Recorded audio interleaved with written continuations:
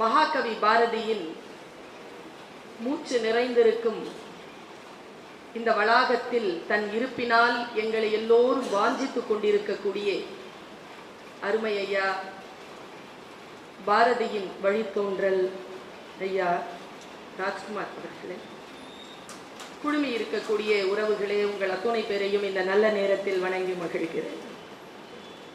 சாதாரணமாக பெண்மை வாழ்க என்று கூத்திடுவோமடா என்று பேசிதான் எனக்கு பழக்கம். ஆண்மை தவறேல் என்று என்னை பேச பணித்திருக்கிறார் ஜி அவர்கள். அவர்தான் அந்த தலைப்பை எனக்கு தந்ததாக நான் அறிந்தேன். எனக்கு என்ன, பெண்களுக்கு ஆதரவாக பேசினேன், இப்பொழுது ஆண்களுக்கு எதிராக பேசப் போகிறேன். எல்லாம் ஒன்றுதான். இந்த அவையில் வீற்றிருக்கக்கூடிய உங்கள் அனைவருக்கும், இந்த விழாவை ஏற்பாடு செய்து கொண்டிருக்கக்கூடிய, தன் ஊனிலும் உயிரிலும் பாரதியை உணர்ந்து கொண்டிருக்கக்கூடிய மற்றவர்களுக்கெல்லாம் பாரதி என்பது எந்த வகையான உணர்வு என்று எனக்கு தெரியாது.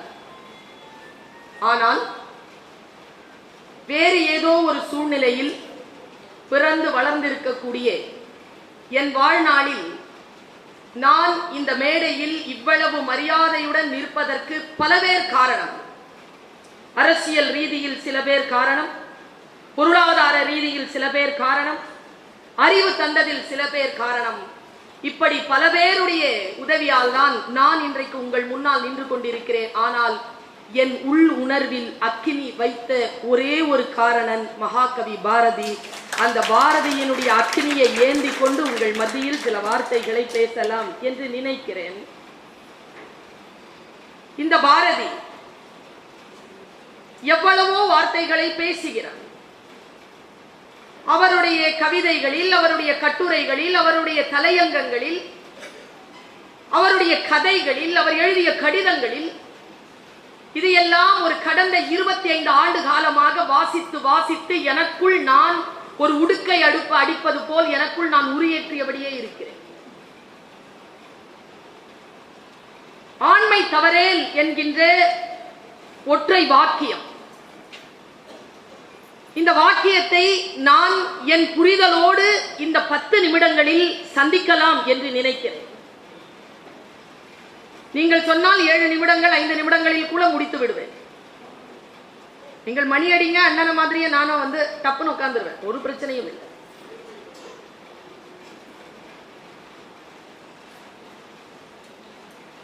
ஆண்மை என்கின்ற சொல், பெண்மை என்கின்ற சொல், இந்த 2 சொற்களிலும் மை என்கின்ற ஒரு தன்மையை இணைத்திருக்கிறது தமிழ். பெண் தன்மை, ஆண் தன்மை. எனக்கு முன்னால் அண்ணன் ரமணன் அவர்கள் பேசிய கடவுள் பற்றிய பாரதியின் புரிதலில் நான் கடவுள் தன்மையை பார்த்தேன், கடவுளை பார்க்கவில்லை. கடவுள் என்பதும் ஒரு தன்மைதான். பெண் எப்படி ஒரு தன்மையோ, ஆண் எப்படி ஒரு தன்மையோ, அப்படியே கடவுள் என்பதும் ஒரு தன்மைதான். இந்த ஆண் என்கின்ற தன்மையை எப்படி நாம் புரிந்து கொள்வது?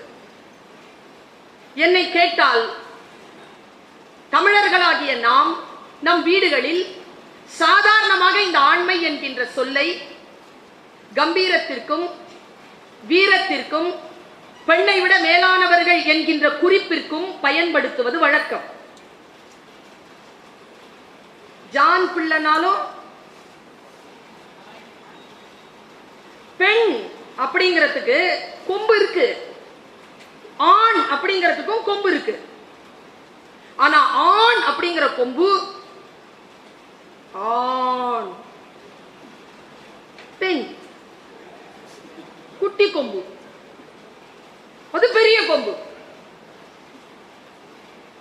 ஆண் என்கின்ற தன்மையோடு பாரதி தான் சொல்லுகிறான், ஒரு உயர்ந்த ஜாதிக்காரன் தாழ்ந்த ஜாதிக்காரன் மீது செலுத்தும் அநியாயத்தை விடவும், ஒரு பணக்காரன் ஏழையின் மீது செலுத்தும் அநியாயத்தை விடவும் அநியாயமானது ஒரு ஆண் பெண்ணின் மீது செலுத்தும் அநியாயம் என்று பாரதி பேசுகிறார். ஆண் என்கின்ற தன்மை, பெண் என்கின்ற தன்மை எப்படி இயற்கையால் நமக்கு வரமாக கிடைத்ததோ ஆண் என்கின்ற தன்மையும் அதே போல் இயற்கையின் வரத்தால் வாய்த்ததுதான். ஆண் என்பதற்கான குறியீடு ஒரு வகையான மீசை முறுக்குதலும் கம்பீரமும் வன்முறையும் அடக்குதலும் இது அல்ல. பெண்கள் 1000 பெண்களை சேர்த்து விட்டால் ஒரு பேரன்பின் குவியல் கிடைக்குமே, அந்த பேரன்பின் குவியலுக்கு பெயர்தான் ஆண்மை. இவ்வளவு பேரன்பு ஒருவனுக்கு வாய்க்கிறதா? அவன் ஆண்மையோடு இருக்கிறான் என்ற அர்த்தம். விவேகானந்தர் மிக குறிப்பாக தன்னுடைய கடமையை தவறவிடாமல், மானத்தை தவறவிடாமல், தன் உயிரை கூட மானத்திற்காக கொடுக்கக்கூடிய தன்மைக்கு ஆண்மை என்று பெயரிடுகிறார். அதுக்கு பேர் தான் ஆண்மை.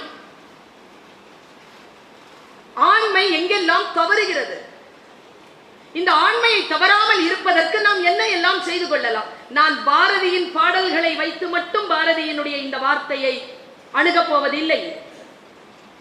நான் புரிந்து கொண்டிருக்கக்கூடிய என் தமிழ் இலக்கியம் எனக்கு சொல்லி தந்திருக்கக்கூடிய ஆண்மை என்கின்ற விஷயத்தை நான் இந்த சில 5 மணித்துளிகளில் நெருங்கிவிட்டு போகிறேன். நான் போன வருஷத்திற்கு முந்தின வருஷம் ஒரு பாடம் நடத்திக்கிட்டு இருந்தேன். முத்தொள்ளாயிரம் என்பது அந்த பாடம்.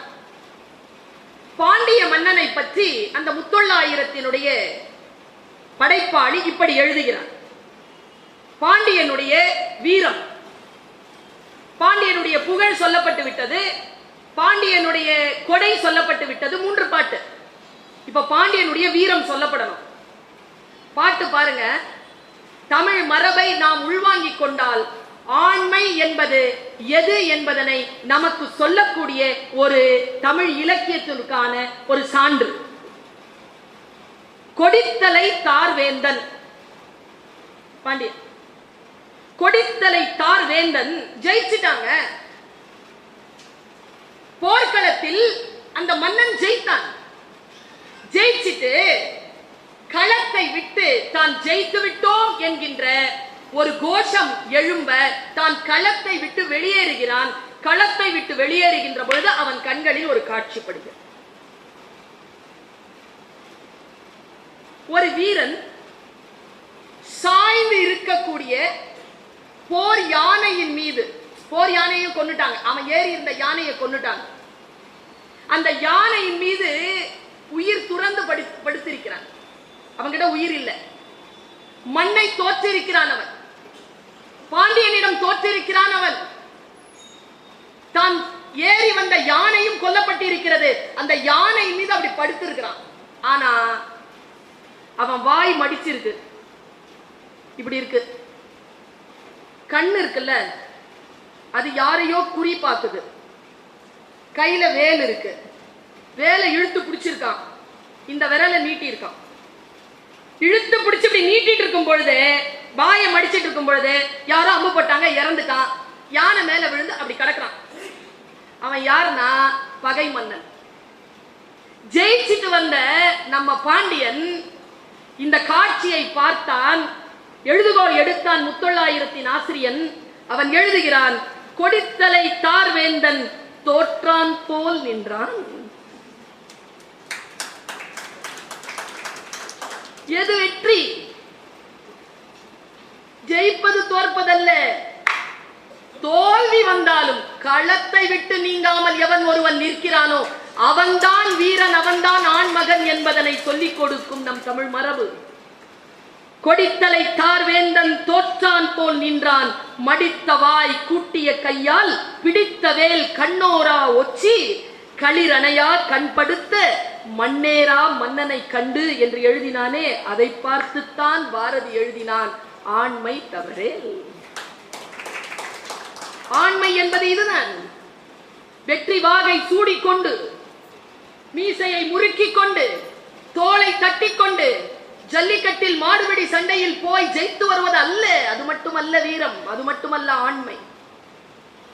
எவன் ஒருவன் அடுத்தவர்களுடைய கண்ணீரை கண்டு பதறுகிறானோ அவன் ஆண்மகனாக இருக்கிறான், அவன்தான் போராளியாக இருக்கிறான், அவன்தான் தலைவனாக இருக்கிறான். இப்படி யோசிச்சு பாக்குறேங்க. ஆஸ்திரேலியாவிலிருந்து வந்த ஒரு புத்தகம், எங்களுடைய நிறுவனம் அதை பதிப்பித்தது. அதுக்குள்ள ஒரு கட்டுரை, ஆஸ்திரேலியாவை பற்றிய ஒரு கட்டுரை தொகுப்பு. எழுதியவர் மலேசியாவில் இருப்பவர்.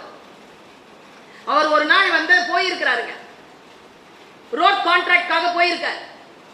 போகும் பொழுது நேரம் ஆயிடுச்சு, 6 மணி ஆகுது. கூட்டிட்டு போறதுக்கு யாரும் வரல, காடு.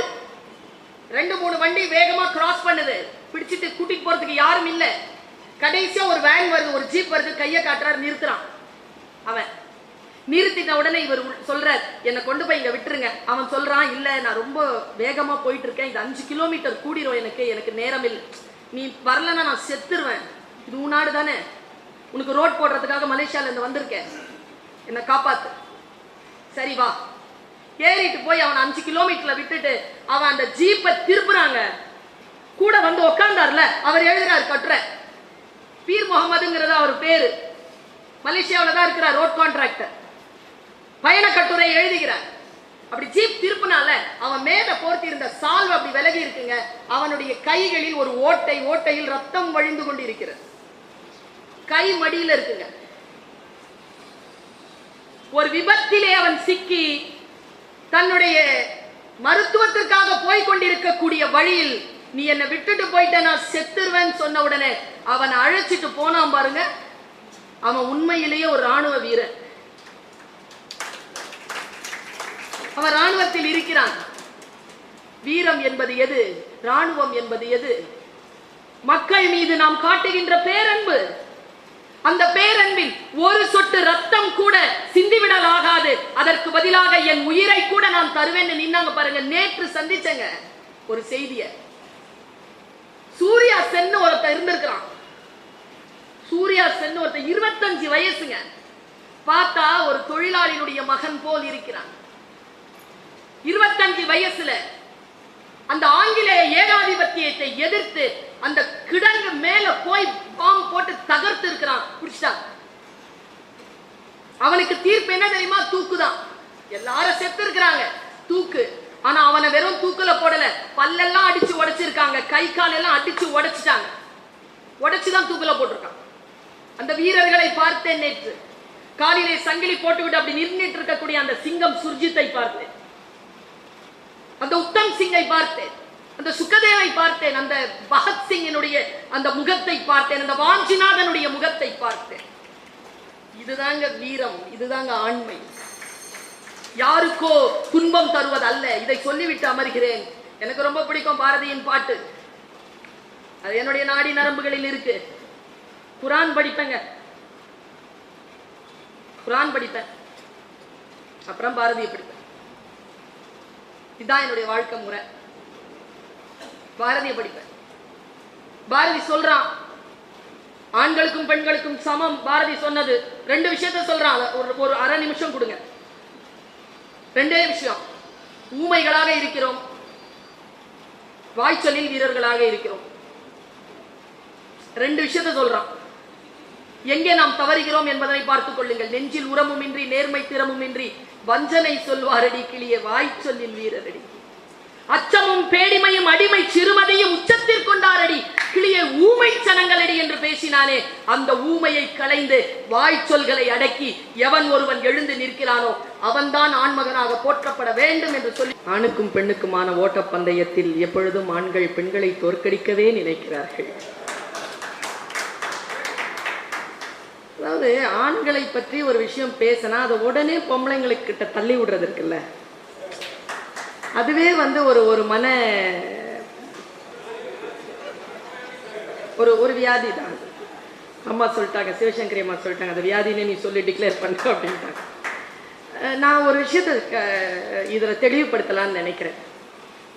ஐயா வாவேசு ஐயா அவர்கள் இங்கே பேசும்பொழுது, ஆண்மை தவறேல் என்று பேசியவன் பெண்மை வாழ்க என்று கூத்திடுவோமடா என்று ஆண்களை பார்த்து சொன்னான் அப்படின்ற ஒரு கருத்தை சொன்னான்.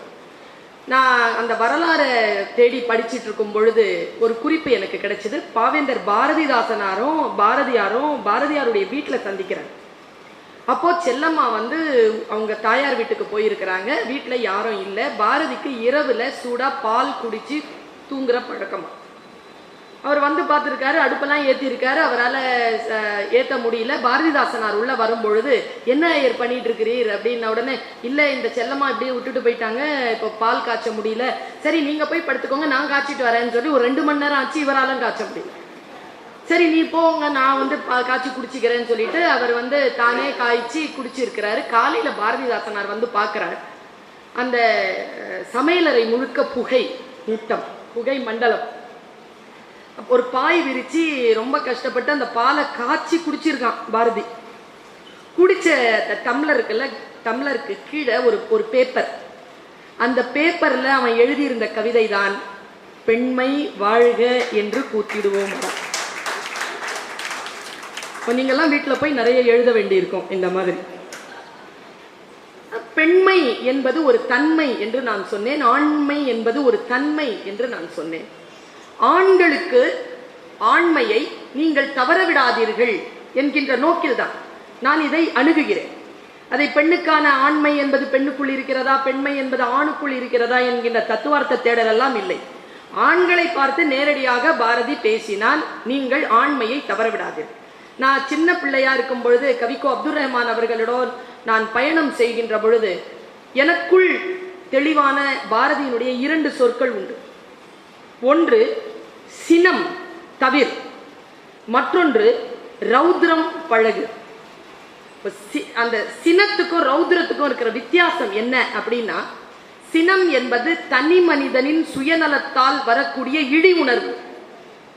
ரௌத்ரம் என்பது பொதுமக்களின் மீது வைத்திருக்கும் பேரன்பினால் வரக்கூடிய விழிப்புணர்வு.